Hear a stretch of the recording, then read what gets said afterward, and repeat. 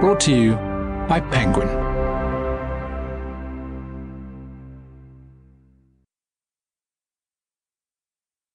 The Self-Esteem Class.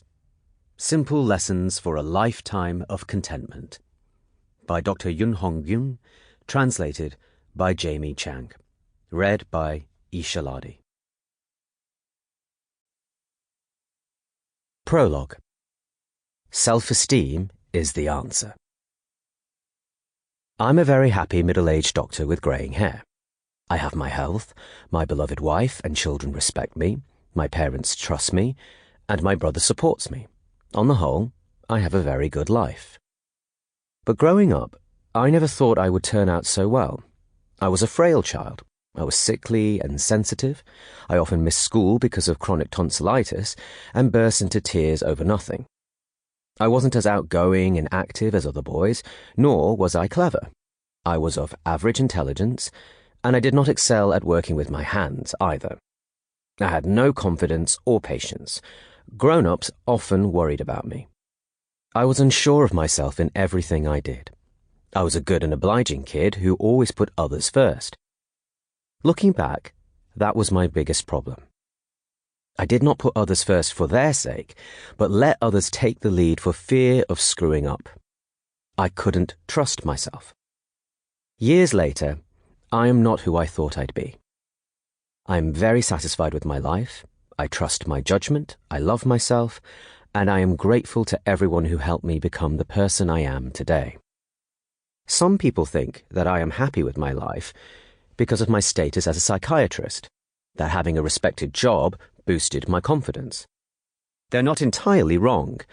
I learned a great deal in my training from good teachers and colleagues. Thanks to them, I was able to grow, and I will always be proud that I am a psychiatrist. However, I am also aware that there are many unhappy doctors. Psychiatrists have a higher suicide rate compared to other professions. So, if someone were to say that I am happy because I have a job that others envy, I would disagree. A few years ago, I quit my position at a hospital and opened my own practice. One personal goal I set for myself in this period of transition was answering the question, what are the reasons why I am so satisfied with my life? This was not an easy task. I took the time to write down my thoughts on the meaning of happiness, what makes people happy, and what conditions need to be satisfied. I wanted a record of what I discovered in the process, how it transformed me, and how I can maintain this state of satisfaction. As the puzzle pieces came together, one concept that kept coming up was self-esteem, the dictionary definition of which is how one perceives oneself, or indicator of self-love and satisfaction with one's life. I came to focus on this term. After much reflection, I learned that my road to happiness coincided with my process of building healthy self-esteem.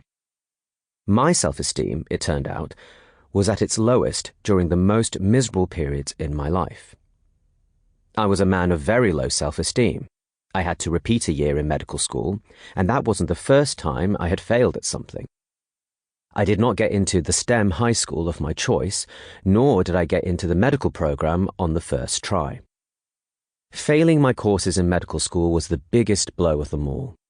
I began to question my life goal itself. I drank every day and became addicted to cigarettes and online gaming. The thought of retaking the courses with the first years was demoralizing, and I avoided friends and family out of embarrassment. My med school friends went to school in the morning, and I went to the PC game room. I stayed up all night playing games on the computer and snuck back into the house in the middle of the night. I spent all night in the billiard parlor or went bar crawling with friends and crept back into the house at dawn. My self-esteem hit rock bottom on many other occasions besides this, notably during periods when I was lost and in despair. It wouldn't be an exaggeration to say that my life has been a process of rebuilding my flattened self-esteem many times over. Suffering from a deep sense of inferiority and fear that I was falling behind, I was often overcome with the urge to... Sample complete. Ready to continue?